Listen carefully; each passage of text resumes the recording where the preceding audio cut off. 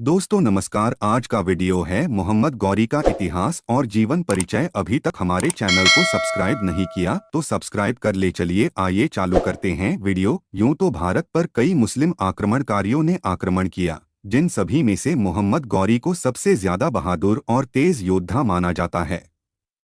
भारत पर सबसे पहले मोहम्मद बिन कासिम ने आक्रमण किया था। उसके बाद फिर मोहम्मद गजनबी आया। ये दोनों ही भारत के मंदिरों को तोड़कर कीमती गहनों को लूटकर वापस चले गए। लेकिन मोहम्मद गौरी का उद्देश्य भारत में न केवल लूटपाट करना था, बल्कि वह भारत में मुस्लिम राज्य स्थापित करना चाहता था। इतिहास में भारत में तुर्क साम्राज्य की स्थापना का श्रेय मोहम्मद गौरी को ही जाता है।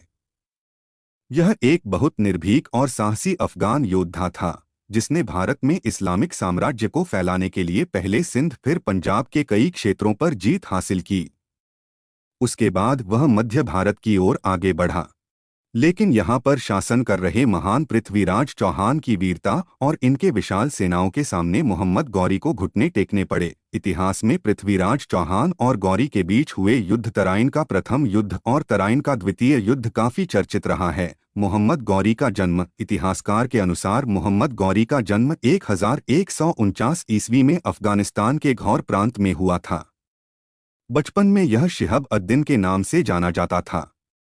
मोहम्मद गौरी अफगान का रहने वाला था, जिसने अपने राज्य में कई तुर्क सेवादार रखे हुए थे। इसने अपनी सेनाओं को बहुत अच्छी तरीके से प्रशिक्षित किया था। इसकी कई सेना इसके लिए प्राणों की आहुति देने को तैयार थी। इसे अपने तुर्क सेना पर बहुत भरोसा था और अपनी सेनाओं के बलबूते इसने कई क्षेत्रों में शासन स्थापित किया। अफगानिस्तान के आसपास के राज्यों को जीतने के बाद इसने गजनी को अपनी राजधानी बनाई। गौरी वंश की स्थापना। 12वीं शताब्दी के आसपास गौरी वंश का उदय हुआ। मोहम्मद गौरी के चाचा, जिनका नाम अलाउद्दीन जहां सोज था, इसने गौरी राजवंश की स्थापना की थी। इसकी मौत के बाद इसका पुत्र सैफुद्दीन गौरी राजगद्दी पर बैठा। हालांकि इसके पिता की मृत्यु से पहले उसके पिता ने अपने दो भतीजे साहब उद्दीन और गियासुद्दीन को बंदी बनाकर रखा था, जिसे सैफुद्दीन गौरी ने राजगद्दी पर बैठते ही कैद से बाहर कर दिया। इस दौरान गौरी वंश गजनबी और सल्जुकों की अधीनता से निकलने की कोशिश कर रहा था कि तभी 1148 में सल्जुकों ने गजनाव्यू को समाप्त कर दिया और कुछ साल के बाद गौर प्रांत पर भी सीधा कब्जा कर लिया। सल्जुकों ने सैफुद्दीन की पत्नी के गहने भी लूट लिए थे। जब सैफुद्दीन ने किसी स्थानीय सरदार को अपनी पत्नी के गहने पहने देखा तो उसने उस सरदार को मार डाला, जिसके बाद सरदार के भाई ने कुछ महीने के बाद सैफुद्दीन की भी हत्या कर दी। जब इसकी मृत्यु हो गई तब गियासुद्दीन को शासक बनाया गया।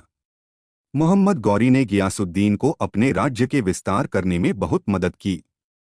इसके बाद 1173 में मोहम्मद गौरी को गौरी साम्राज्य का सुल्तान बना दिया गया। मोहम्मद गौरी धारा भारत पर आक्रमण। मोहम्मद गौरी भारत पर आक्रमण करने वाला तीसरा मुस्लिम शासक था।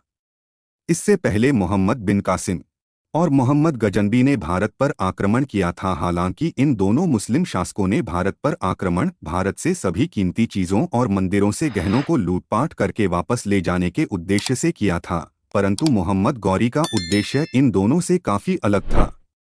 वह न केवल भारत पर आक्रमण लूटपाट करने के उद्देश्य से किया था, बल्कि वह यहाँ पर मुस्लिम राज्य की स्थापना भी करना चाहता था। इसी ने भारत में तुर्क साम्राज्य की स्थापना की थी। 1175 को मोहम्मद गौरी ने गोमल दर्रा के माध्यम से भारतीय उपमहाद्वीप में प्रवेश किया। गौरी सबसे पहले सिंध और गुजरात पर हमला करके मध्य भारत को जीतना चाहता था। इसीलिए इसने गजनविद सुल्तान को घेर कर अपना जागीरदार बना लिया। उसके बाद इसने मुल्तान पर आक्रमण कर वहां के स्थानीय शासक पर कब्जा कर लिया।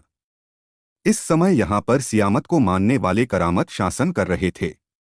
गौरी ने मुल्तान पर विजय हासिल की। इसके बाद गौरी का अगला निशाना उच्च शहर था। चूंकि उस समय उच्च शहर की रानी ने अपने पति को मार डाला था और गौरी को उस शहर के बदले में अपनी बेटी से शादी करने का प्रस्ताव दिया, जिस कारण गौरी ने बहुत आसानी से उच्च शहर को जीत लिया। इसके बाद पूरे भारत में इस्लामिक राज्य की स्थापना करने के उद्देश्य से मोहम्मद गौरी ने 1178 ईस्वी में गुजरात पर आक्रमण कर दिया। इस समय गुजरात के शासक मूलराज द्वितीय थे, जिनकी बड़ी सेना माउंट आबू के पास युद्ध के मैदान में मोहम्मद गौरी को पराजित किया और उसे खदेड़कर वापस भेज दिया। यह मोहम्मद गौरी की पहली हार थी। मोहम्मद गौरी का भारत पर दूसरी बार आक्रमण। मोहम्मद गौरी ने मूलराज द्वितीय से माउंट आबू के युद्ध में पराजित होकर सबक ली और फिर उसने भारत में अपने विजय अभियान के मार्ग में परिवर्तन कर अब पहले पंजाब को जीतने की योजना बनाई।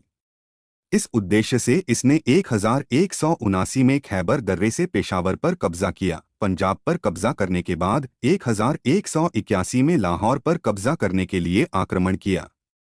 उस समय यहाँ के शासक खुसरो मलिक थे, जो अपनी राजधानी की रक्षा के लिए बड़े साहस के साथ लड़े, लेकिन गौरी के साथ संधि करने के लिए अंत में मजबूर हो गए। 1182 में मोहम्मद गौरी ने सिंध पर आक्रमण किया और फिर सिंध की राजधानी देवला पर हमला किया।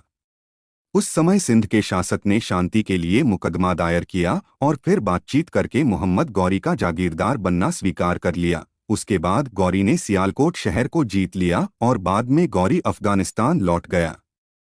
गौरी के अफगानिस्तान लौटते ही खुसरो मलिक ने दोबारा सियालकोट को खोखर जनजाति के साथ मिलकर जीतने का प्रयास किया। इस बात का पता चलते ही मोहम्मद गौरी फिर से खैबर दर्रे से होकर सियालकोट की अपनी चौकी की रक्षा के लिए अफगानिस्तान से लौटा। खुसरो मलिक ने सियालकोट की घेराबंदी कर दी और फिर वापस लाहौर लौटे गया, जहां पर गौरी ने शीघ्र ही घेराबंदी कर दी। इसके बाद खुसरो मलिक और उसके वफादार सेना ने बहुत बहादुरी से लाहौर की रक्षा के लिए लड़े। इस घेराबंदी को खत्म करने के लिए मोहम्मद गौरी ने चाल चला। इसने खुसरो मलिक से खुलकर बातचीत करने का नाटक किया। उसके बाद खुसरो मलिक जैसे ही किले से बाहर आए, मोहम्मद गौरी ने तुरंत उसे पकड़कर बंदी बना लिया। लेकिन जल्द ही खुसरो मलिक के नेतृत्वहीन सेना ने अपने किले को आत्मसमर्पण कर दिया। इस तरीके से मोहम्मद गौरी ने सबसे पहले पेशवार, फिर सियालकोट, लाहौर और भटिंडा में जीत हासिल की। इस तरह इसने पंजाब के ज्यादातर क्षेत्रों पर अपना शासन जमा लिया। इसके बाद यह उत्तर भारत की ओर मुड़ा। मोहम्मद गौरी और पृथ्वीराज चौहान के बीच पहला युद्ध। मोहम्मद गौरी ने सिंध और पंजाब को जीतने के बाद उत्तर भारत की ओर अपना शासन फैलाना चाहा। उस समय उत्तर भारत में दिल्ली और अजमेर के इलाकों में पृथ्वीराज चौहान का शासन था। मोहम्मद गौरी ने पृथ्वीराज चौहान पर आक्रमण करने का निश्चय किया, लेकिन उसे पता नहीं था कि पृथ्वीराज चौहान की विशाल सेनाओं के सामने उसका टिकना मुश्किल है। उसने बिना सोचे समझे पृथ्वीराज चौहान के साथ युद्ध किया और युद्ध थानेश्वर के पास स्थित तराइन के मैदान में हुआ, जिसे तराइन का प्रथम युद्ध के नाम से जाना गया। युद्ध 1191 में हुआ था।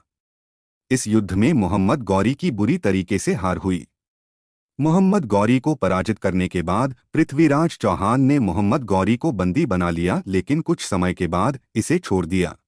मोहम्मद गौरी और पृथ्वीराज चौहान के बीच द्वितीय युद्ध। तराइन के प्रथम युद्ध में पृथ्वीराज चौहान ने मोहम्मद गौरी को हरा दिया। उसके बाद मोहम्मद गौरी ने पृथ्वीराज चौहान पर दोबारा अपनी विशाल सैन्य शक्ति के साथ आक्रमण करने की योजना बनाई। मोहम्मद गौरी और पृथ्वीराज चौहान के बीच दोबारा युद्ध तराइन में ही हुआ, जिसे तराइन का द्वितीय युद्ध कहा गया। इस युद्ध में जयचंद ने मोहम्मद गौरी की मदद की। जयचंद संयोगिता के पिता थे और संयोगिता पृथ्वीराज चौहान की पत्नी थी। जयचंद द्वारा अपनी पुत्री संयोगिता के लिए आयोजित स्वयंवर में पृथ्वीराज चौहान ने सभी के सामने संयोगिता को अपहरण कर अपने राज्य ले गए, जिसके कारण जयचंद को पृथ्वीराज चौहान से दुश्मनी हो गई। पृथ्वीराज चौहान और जयचंद की दुश्मनी का पता जब मोहम्मद गौरी को चला तो उसने इसका फायदा उठाया और जयचंद की मदद ली। इस तरह जयचंद की मदद से मोहम्मद गौरी ने 1192 में दोबारा पृथ्वीराज चौहान पर आक्रमण किया। इस बार मोहम्मद गौरी बहुत योजना बनाकर विशाल सेनाओं के साथ आया था, जिसके सामने महान शासक पृथ्वीराज चौहान कमजोर पड़ गए और युद्ध में हार गए। पृथ्वीराज चौहान को पराजित कर मोहम्मद गौरी ने चौहान साम्राज्य का नाश कर दिल्ली और अजमेर पर खुद का साथ साम्राज्य स्थापित किया। मोहम्मद गौरी से संबंधित रोचक तथ्य। मोहम्मद गौरी ने भारत पर सबसे पहले 1175 में मुल्ताना के विरुद्ध आक्रमण किया था। उसके बाद 1178 में गुजरात के पाटन पर आक्रमण किया था। मोहम्मद गौरी द्वारा लड़े गए युद्ध में तराइन का प्रथम युद्ध, तराइन का द्वितीय युद्ध और चंदवार का युद्ध प्रमुख है। मोहम्मद गौरी का गुलाम कुतुबुद्दीन ऐबक था, जिसने गुलाम वंश की स्थापना की और दिल्ली पर इस्लाम साम्राज्य का केंद्र बनाया। इतिहासकार का मानना है कि मोहम्मद गौरी और पृथ्वीराज चौहान के बीच 18 बार युद्ध हुआ था। मोहम्मद गौरी 17 बार पृथ्वीराज चौहान से हार गया थे, लेकिन 18वीं बार इसने संयोगिता के पिता जयचंद के मदद से पृथ्वीराज चौहान को हरा दिया था। मोहम्मद गौरी की मृत्यु। मोहम्मद गौरी की मृत्यु पर इतिहासकारों में मतभेद देखने को मिलते हैं। पृथ्वीराज रासों के रचयिता महान कवि चंदबरदाई, जो पृथ्वीराज चौहान के राज्य कवि के साथ साथ एक अच्छे मित्र थे, उनके द्वारा लिखे पृथ्वीराज चौहान की जीवनी चंदबरदाई में उन्होंने मोहम्मद गौरी की मृत्यु का जिक्र करते हुए बताया है कि जब पृथ्वीराज चौहान को तराइन के द्वितीय युद्ध में मोहम्मद गौरी ने पराजित कर दिया तो उन्हें बंदी बनाकर वह अपने साथ गजनी ले गया। यहाँ पर मोहम्मद गौरी ने पृथ्वीराज चौहान को बहुत तड़पाया। अंत में एक चाल चलकर पृथ्वीराज चौहान ने दरबार में आयोजित तीरंदाजी प्रतियोगिता में शब्दभेदी बाण की अद्भुत कला से मोहम्मद गौरी की हत्या कर दी। इस तरीके से मोहम्मद गौरी की मृत्यु हो गई। वही कुछ इतिहासकार मानते हैं कि तराइन के द्वितीय युद्ध में जब मोहम्मद गौरी ने पृथ्वीराज चौहान को हराया तब उन्होंने अपनी अधीनता स्वीकार कर ली, जिसके बाद मोहम्मद गौरी ने अपने अधीन रखकर पृथ्वीराज चौहान से अजमेर पे शासन करवाया। फिर बाद में उसी ने पृथ्वीराज चौहान को मरवा दिया और उसके कब्र को अफगानिस्तान में गढ़वा दिया। उसके बाद 1193 में मोहम्मद गौरी ने कन्नौज राज्य पर आक्रमण किया और जयचंद, जो संयोगिता के पिता थे, जिसने तराइन के द्वितीय युद्ध में पृथ्वीराज चौहान को हराने में मोहम्मद गौरी की मदद की थी, उसके साथ युद्ध हुआ। इस युद्ध को चंदवार का युद्ध कहा गया।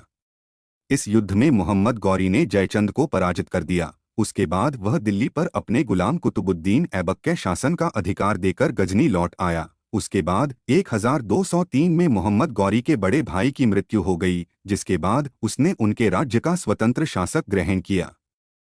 1205 में मोहम्मद गौरी को खलारीज शाह ने खुली लड़ाई में हरा दिया। उसके तुरंत ही बाद सुना गया कि नमक रेंज के खोखर जनजाति ने मोहम्मद गौरी के खिलाफ विद्रोह कर दिया है। उनके विद्रोह को कुचलने के लिए मोहम्मद गौरी ने कुतुबुद्दीन ऐबक का समर्थन लेकर सेना का नेतृत्व किया। वहां पर उसने उन जनजातियों की विद्रोह को कुचला। उसके बाद वह 1206 में फिर गजनी के लिए रवाना हुआ।